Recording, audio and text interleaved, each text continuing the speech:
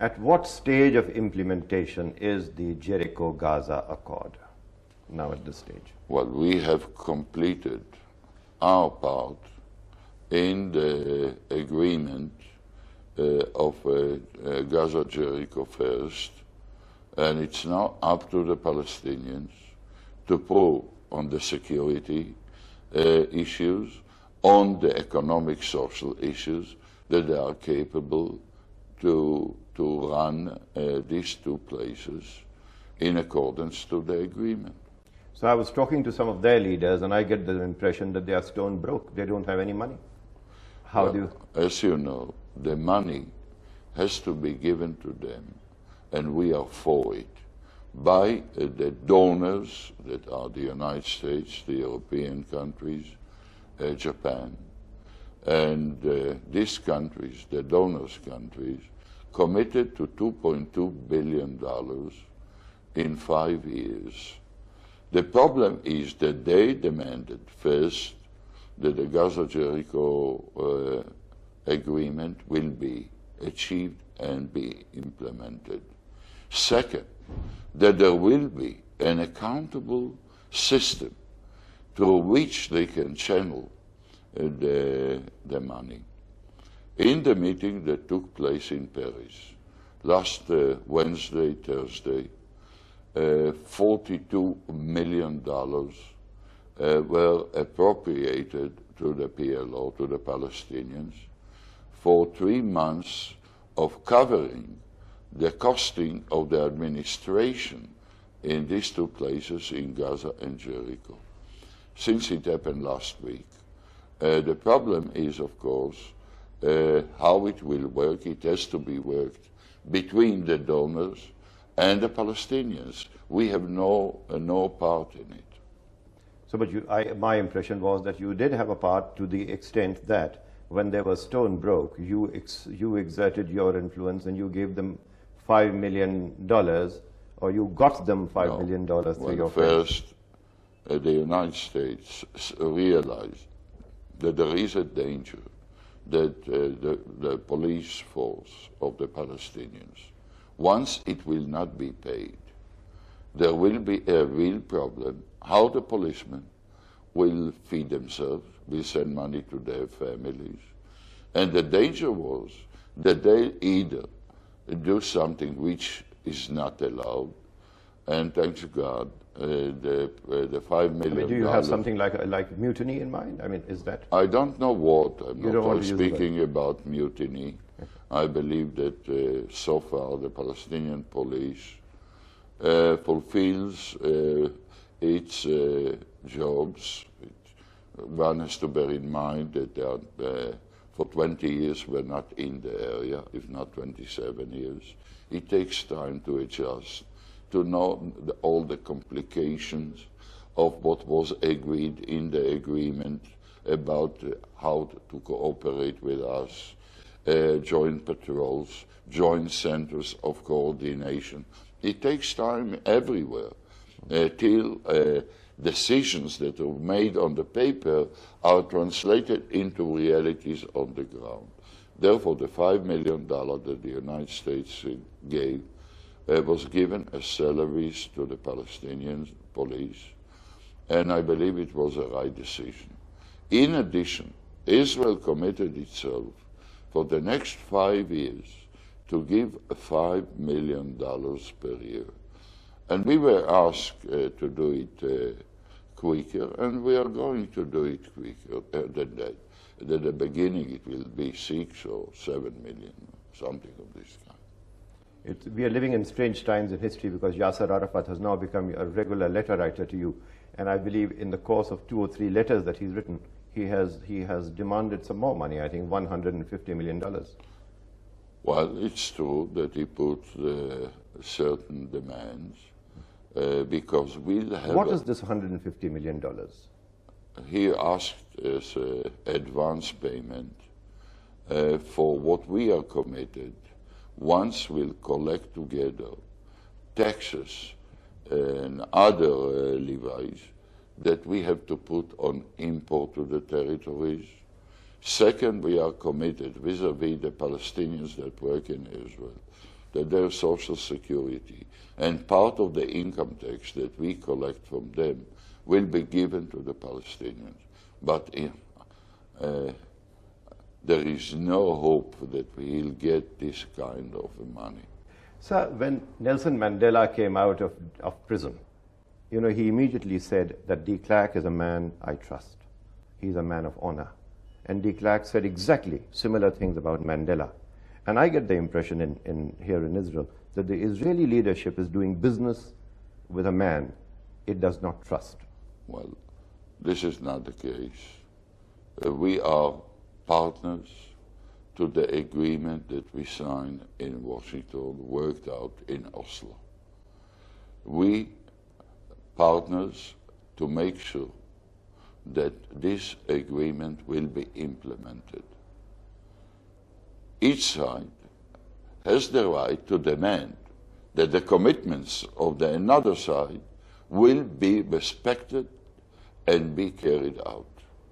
Therefore, if there are arguments are about the commitments that each side sees that are unfulfilled. So I believe at the cabinet meeting you've decided, taken some decision about Jerusalem, that there should not be any more proliferation of the PLO offices in Jerusalem, something to that effect. No, the issue was not discussed in the cabinet. Some members brought it up, but we will deal with it in an organized way. We would like first that the Palestinians will keep their commitment that all the organizations, organs related to the interim period will be located in Jericho. This is what has to be done in accordance to the agreement. So, and also you apparently successfully tested your new missile. That also came up from my information at your meeting. Yeah. We are engaged from 1988 in a huge project, mainly financed by the United States, 72% by the United States, 28% by Israel. It is called the Arrow Project. Israel today is in the lead of a missile, anti-ground-to-ground missile. As a result of the proliferation of ground-to-ground missiles in the Arab countries, and they acquire a lot of Scuds, B, C. Iran tries to develop through North Korea the Nodong for 1,000 or 1,300 kilometers.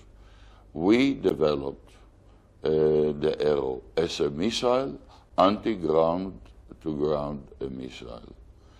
It's a complicated project. And today we had a real step forward in the test that we carried out, in which it was proved that there is a technological feasibility to achieve it. This is an interesting subject because we also are engaged in improving our missile program, and there are pressures, in fact, on us to curb missile technology. So there seems to be, how does the West view your nuclear ambiguity? Because we have a problem. We don't, Israel is not a nuclear country in accordance to the international definitions. We are dealing with a missile that has to intercept and destroy missiles that are launched against Israel. This is the project. Provisionally, you use the Patriots, and I think this is your long-term answer to that kind of problem. Well, the Patriot was devised not for the purpose of missile, anti-ground-to-ground missile. It's mainly anti-aircraft missiles. It has got limited capabilities against ground-to-ground missiles, but it's not the answer. The answer must be another weapon system that I don't believe that will be operational if we'll have the money to do it before 7 years from now. Right. So you said something about the collaboration between Iran and North Korea. What could you dilate on that? That seemed an interesting observation you made. We're fully aware about the fact that North Korea delivered to Iran and Syria ground-to-ground missiles of Scud-C and the facilities to produce them in these two countries. In addition, they've started to develop a longer range ground-to-ground missiles for the sake of reaching Israel from Iran.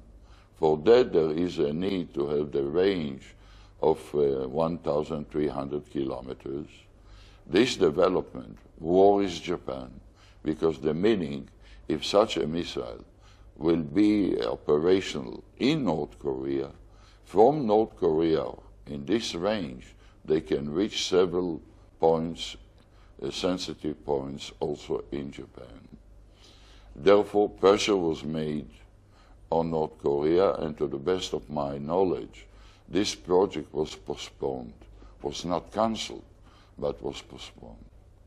On your periphery, you've got this surge of political Islam in most of your Arab neighbors.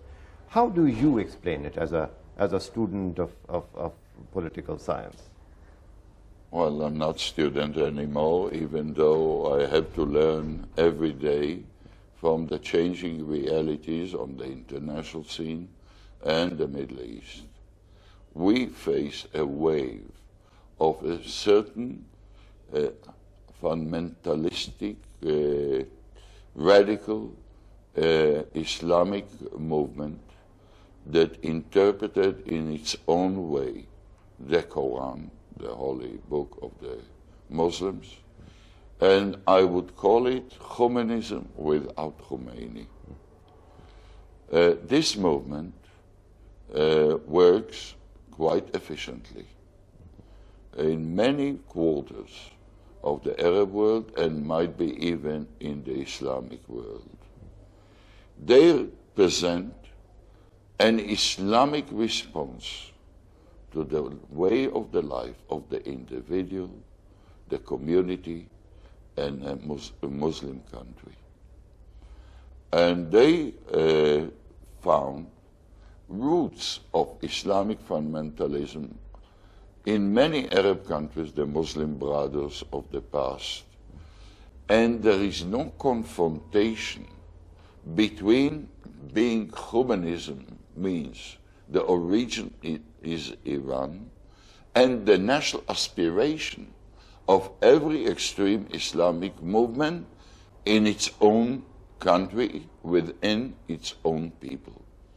Those who are in Algeria or Lebanon or among the Palestinians or in Jordan or in Egypt don't see any contradiction of following Khomenism without Khomeini and being loyal Egyptians or Algerian or Palestinian or Jordanian or Lebanese.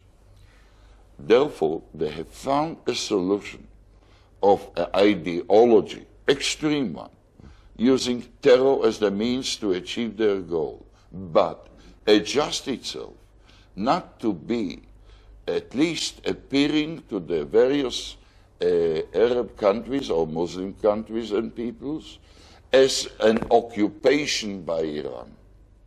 Right. But they gain a lot of influence wherever this movement becomes strong. So don't you think it is because of the dictatorships in these countries? There are no other political parties. In the absence of any political expression, the mosque becomes the center of ventilation of grievances. I mean, that is one explanation. I don't believe that in Iran there is any democracy. That's it. Much less than in several Arab countries in which they are more on the move towards democracy, even though it will take 50 or 100 years till they will come a real democracy. Isn't that your major problem, the absence of democracy in your neighborhood? And in fact, the Palestinian state, if and when it comes into being, the Palestinian entity as you call it, will be a democratic entity, possibly even a secular democratic entity. And it would be a great cause for an alarm in the Arab world as it stands today. Don't you agree? Well, first, it's true that in the Arab world, there is no democracy in the way it exists in Israel or in the Western countries or in some... Or in India. Or in India. That there is a change of regime by elections. We had to wait in our considerations about our decision to make peace with non-democratic countries, because the question mark is much bigger when you make a deal with a certain regime in a certain Arab country, and once there will be a change, who promises us that agreements that were signed by a former regime will be respected by a new regime that is in contradiction, in fighting with the former regime. We also came to the conclusion that if we want peace, and will make peace only with real democracies, we'll have to wait 50 or 100 years till peace will be achieved. Therefore, all the governments of Israel decided to make peace, but to take into account margin of safety for the sake of Israel's security. Vis-à-vis the Palestinian, we oppose the creation of Palestinian state. We believe that there is a need for Palestinian entity less than a sovereign state in a context of regrouping Jordan, the Palestinian, and Israel under one umbrella. But to what extent this Palestinian entity will be democratic or secular, only the future will tell. So how was your meeting with King Hussein? Was it successful? Did you find him forthcoming on the peace process? We are not talking about meetings, if they were or they didn't exist, with any Arab leader that doesn't want the meeting to be announced. Therefore, I will not deny, I will not approve if there were any meetings with any Arab country leader that wanted meetings to be kept secret. In Jericho and Gaza, I saw, quite frankly, I saw a degree of promise. The tensions were gone, the hate object, namely the Israeli policeman, was out of the way. And now it's the Hamas and the PLO fighting it out. In the midst of it, in Jericho, for instance, I saw things like Shalom al-Israel, the synagogue there, where you had the rabbis, and I spoke to the rabbi also, was bringing in their guns. To me, it seemed a little strange, a place of worship with guns. How do you explain that? Well, the problem is that we have to supply the settlers that deserve so, and they keep the law, weapons to protect themselves while they are moving in the territories. They are not allowed to use it but for self-defense. Since they are moving for places to Jericho, they come with their weapons because they have to return to their homes in the territories, in the settlements, towns, in the territories, that in accordance to the agreement about the interim period, none of them, of the settlements, will be uprooted. What will happen, we'll negotiate. Permanent settlement, everything is open to the two sides. Therefore, at the same, we are committed that in Nebi Musa, which is a holy place to the Muslims, it's between closer to Jericho than to Jerusalem. When they'll demand, we agreed in writing that they'll have the right to practice whatever the Islamic religion demands in this place, and I'll have nothing if they will be escorted by armed policemen to protect them. Therefore, it is done on a mutual basis. They take into their account our security consideration, including of the settlers.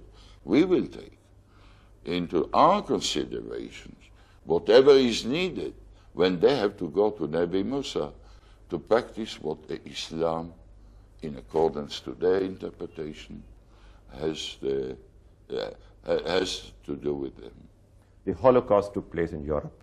That is where the Jews really suffered. And isn't it ironical that today the Jewish state is in conflict with its Arab neighbors? And the historical conflict is not between the Muslims and the Jewish people. It has been in Europe. The rise of, I mean, look at the synagogues being attacked in Germany again. And in Italy, fascism on the rise. One of your ministers says he won't deal with Italy so long as it has a fascist government. What do you say? I believe that the return of the Jewish people to Zion, to the land of Israel, was a dream of almost 2,000 years. We are the only religion, the Jewish religion, that pray and turn their faces to Jerusalem from wherever they pray all over the globe, like the Muslims turn their face to Mecca. Therefore, the idea of return to Zion is almost 2,000 years old. The modern Jewish movement of return to Zion, the Zionist movement, was established 100 years ago. And the return to Zion started before the Second World War. Therefore, you cannot relate the Holocaust but to a genocide in the worst term and implementation of it. No doubt, it made it clear to many members, many communities of the Jewish people all over the globe that there is a need for a one Jewish state to make sure that every Jew, once is under oppression, discrimination, will have the right to come to a place that he can call it his home. Second, to put a challenge to the Jewish people in the diaspora to come and to participate in the unique historic new event in the long Jewish history, to rebuild a Jewish state. And thirdly, to serve not only the Israelis, Jews and non-Jews that live in Israel, but to see Israel as a country that its aspiration is to encourage Jewish communities all over the world to maintain their Jewishness on top and in addition to their religion, our religion.